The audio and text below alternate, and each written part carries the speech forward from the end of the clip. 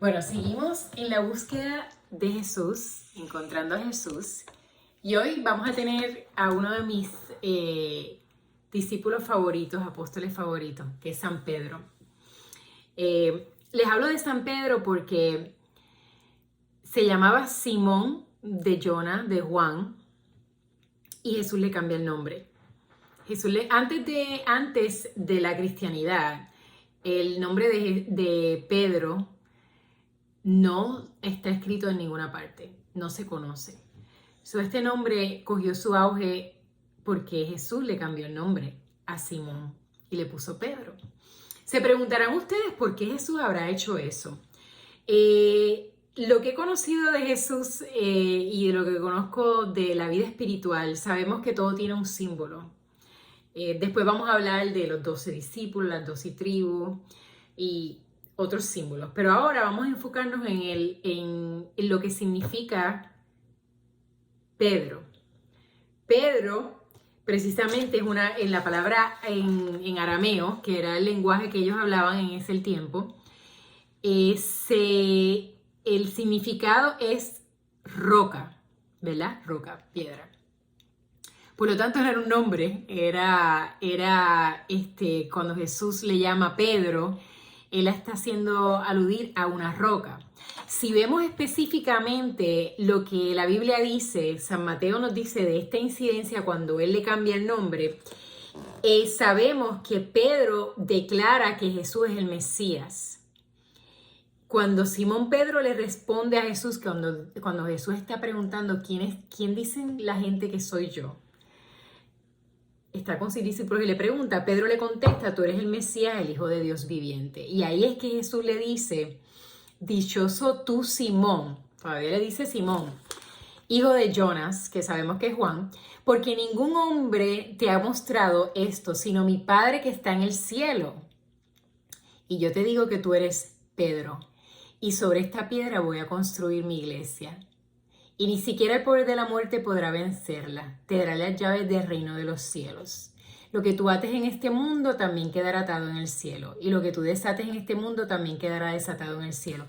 Por eso las llaves del reino de Dios, porque cuando a veces no, los artistas y las personas que quieren identificar a Pedro, inclusive si ustedes van a alguna iglesia y ven una estatua y se preguntan, una estatua de un discípulo, ¿cuál de esos?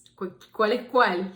Si ven una llave, ya saben que es San Pedro, porque a él se identifica como en la Iglesia Católica como nuestro primer papa, en la jerarquía como la persona que se ve encargada desde el apostolado de Cristo.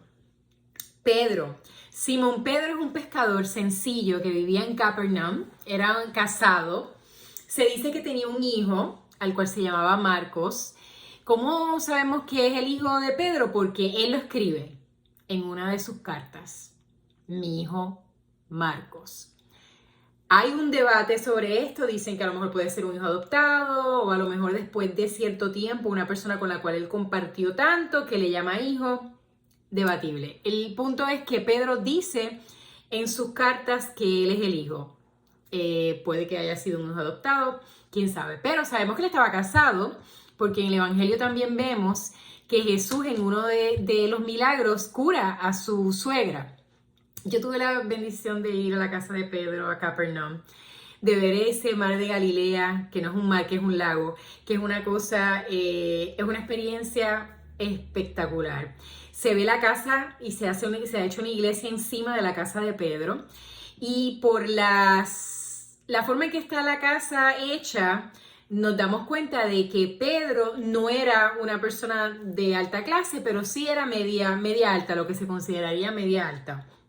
En aquel tiempo era un pescador, tenía su barca, sabemos que recibe a Jesús en su casa y sabemos históricamente que Jesús hace su misión mayormente en esa área, porque era un área bien comercializada donde venía mucha gente de diferentes partes, obviamente.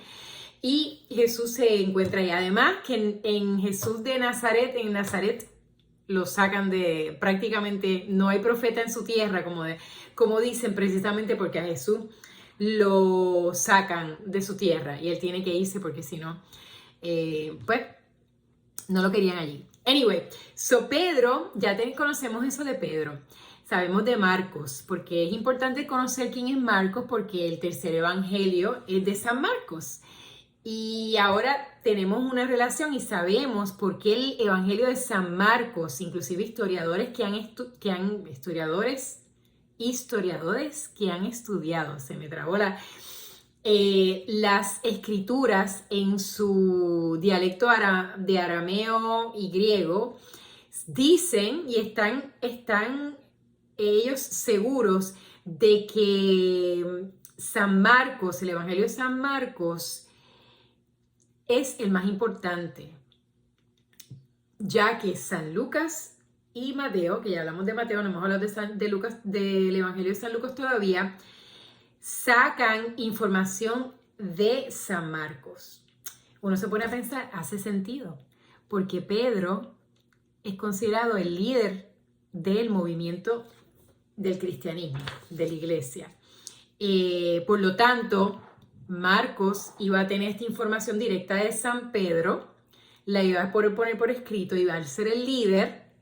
Pues vemos que tanto el Evangelio de San Mateo como San Lucas derivan de San Marcos. Así que, como un rompecabezas, todo va cayendo en su sitio. Y eso es lo que estamos haciendo en esto, poniendo todas las cosas, todas las piezas para tener un mejor picture, una mejor foto y poder ver las cosas. Tener un mejor entendimiento, que yo creo que para eso es que estamos. San Pedro se encuentra en el Evangelio, es el nombre más escrito de los discípulos, 60%, cada vez que mencionan a los discípulos, San Pedro es el más que se menciona. Por lo tanto, entendemos la posición que tiene. Además que sabemos que los discípulos van a hacer sus misiones, pero San Pedro le toca ir a Roma, a la boca del león. Y yo digo que también San Pedro pasa por el proceso de conversión, en el sentido de que él es discípulo de Cristo, se encuentra con el hecho de que Jesús lo llevan, lo arrestan. Él, por el momento, defiende a Jesús, ¿verdad? Sabemos que Pedro fue uno de los que le corta a uno de los romanos la oreja cuando vienen a capturar a Jesús. ¿Y qué pasa? Él parece, y sabemos que lo niega, ¿verdad? En ese proceso de duda, todos lo dejan y Pedro lo niega 3 veces.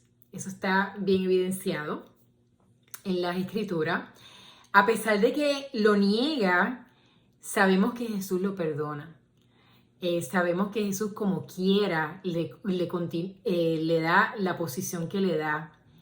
¿Y cómo sabemos eso? Porque cuando leemos el Evangelio, y este es uno de los evangelios más emotivos para mí, porque yo, pues claro, me pongo en la situación, primero ¿qué fue lo que le pasó a Simón? Simón dudó. Después de que se llevaron a Jesús, todos dudaron. Si venimos a pensar, la cristiandad no debió haber tenido el auge que tuvo. Porque ¿quién quiere ser martirizado por sus creencias?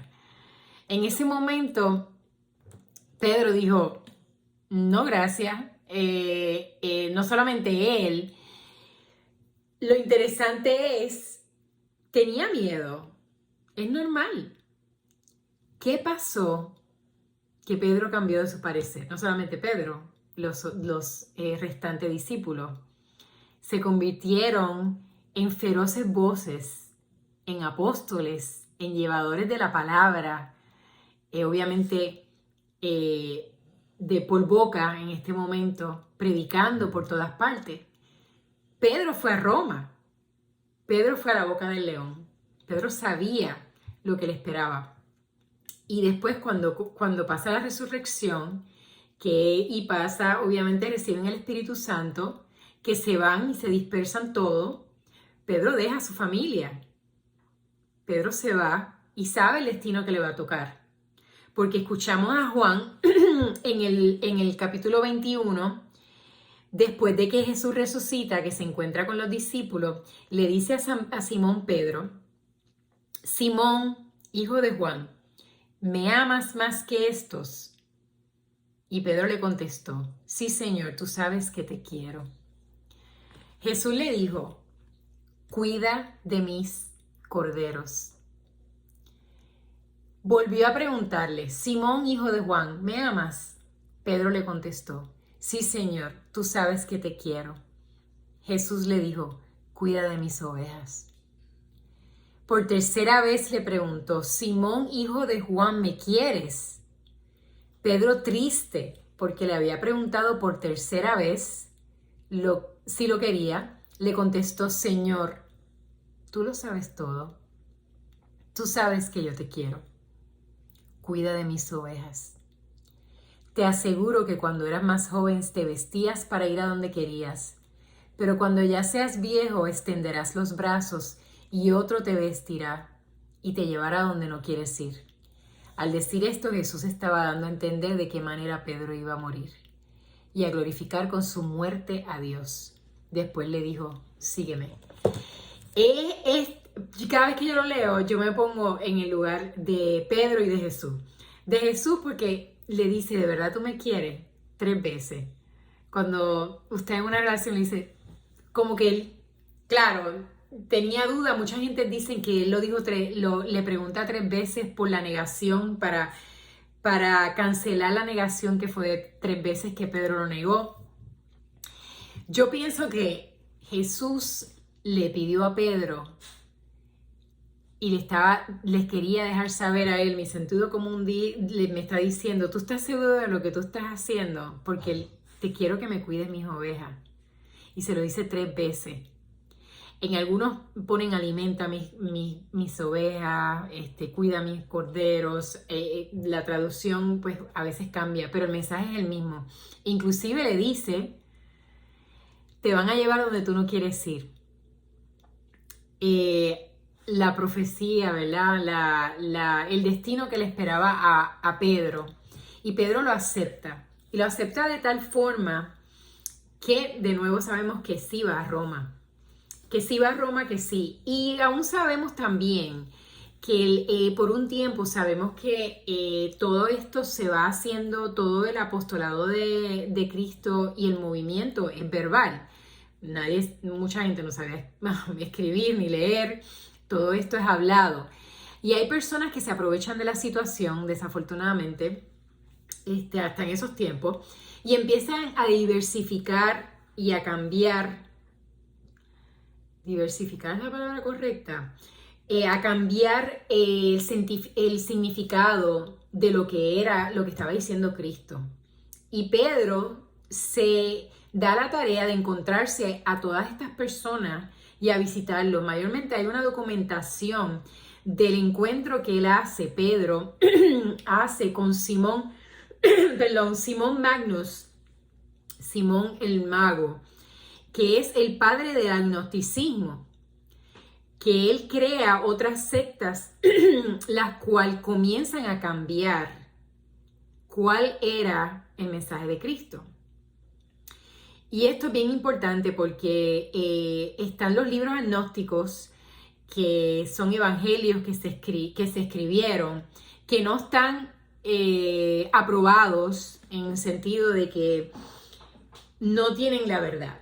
Primero, que fueron encontrados en unos años después de que Cristo había muerto, y la evidencia es de que estos libros empezaron a ser escritos por personas que decían ser discípulos pero que no eran. Por lo tanto, no están encontrados en la Biblia. Y es importante reconocer que había muchas sectas que se estaban formando y que Pedro dio y confrontó y habló con estas personas.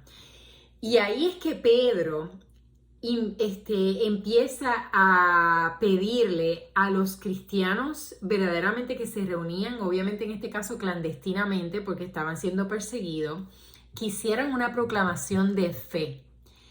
Y de ahí viene el famoso credo. Creo en Dios Padre Todopoderoso, Creador del cielo y de la tierra. Creo en Jesucristo, su único Hijo, nuestro Señor, nacido del Padre antes de todos los siglos. Dios de Dios, luz de luz, Dios verdadero de Dios verdadero, engendrado, no creado, de la misma naturaleza que el Padre, bla, bla, bla, bla. El que quiera buscar el credo completo lo puede buscar. Ha sido cambiado en el tiempo, pero la evidencia es que Pedro, y lo vemos en la carta que él escribe en Hechos 2, 22 al 36, donde él está hablando a los hombres de Israel y a los hombres que lo están escuchando, y está siendo específico de cuál es la proclamación de fe, porque hay muchas personas que están cambiando y haciendo las cosas como ellos querían. Y hay muchos inventos y empiezan a aparecer muchas cartas y empiezan a aparecer muchos evangelios y muchos libros. Y Pedro quiere ser específico de qué es lo que los cristianos creemos. Si usted va a una misa en la Iglesia Católica, va a escuchar el credo. Hay varios credos, está el Ninth Creed, pero en este particular estamos buscando la evidencia de dónde sale el credo. Y es simplemente, Pedro lo hace y la iglesia lo comienza a hacer, las personas que se reúnen para solidificar nuestra fe, para que sepamos que todos los que estaban ahí reunidos, están evidenciando la proclamación de lo que verdaderamente significa conocer a Cristo, la cristiandad. Y yo creo que eso es importante, porque nosotros como católicos creemos en la fe apostólica, que al principio Jesús no dejó nada escrito, todo fue a través verbal de lo que estos apóstoles estaban diciendo sobre la vida de Jesús. Claro, sabemos que los evangelios son inspirados por el Espíritu Santo, tenemos la evidencia y sabemos que está iluminada porque la palabra de Dios está viva, está vida. Y esta palabra es importante, pero te entendemos y conocemos la historia de Pedro, y la controversia en la cual se encontró con varias personas que trataron de cambiar el mensaje de Cristo. Y el mensaje de Cristo es bien claro, que Él era el Mesías, como lo reconoció, como se lo dijo a Jesús, y por la razón por la cual le cambiaron el nombre a Pedro. Y en esta piedra voy a construir mi iglesia. Ese es el mensaje de Pedro, ese es el mensaje de San Marcos, y la importancia de conocer estos personajes, porque así conocemos más a Jesús. Sabemos que el pobre San Pedro fue crucificado y martirizado en Roma, fue crucificado boca abajo. Tenemos los restos que están en la Basílica de San Pedro. Interesantísimo que hace poco abrieron y estudiaron más estos restos, y el que quiera saber de eso lo puede buscar, y en otra ocasión hablemos de eso. Y de San Marcos sabemos que también fue martirizado en Alejandría, si no me equivoco, en Alejandría, sí. Y los restos, los seguidores de él lo llevaron a Venecia. Se encuentra en la famosa Catedral de San Marcos en Venecia. Así que dicen que es una cosa preciosa. Mi hermana la vio, yo no la he visto todavía, pero eso está en mi bucket list, en mi lista de cosas que hacer. Así que espero hayan aprendido y hayan conocido un poquito más de hoy de San Pedro, mi discípulo favorito, y a la misma vez de San Marcos, porque los dos están unidos. Y espero que si tienen alguna duda y si tienen algún comentario me dejan saber. Para mí les agradezco la oportunidad de hablarle de ellos y seguimos en este camino. En la próxima, verdaderamente estoy meditando mucho, no sé si hablar de San Luke o de hablar de otro de los discípulos. Cuídense mucho y nos vemos en la próxima.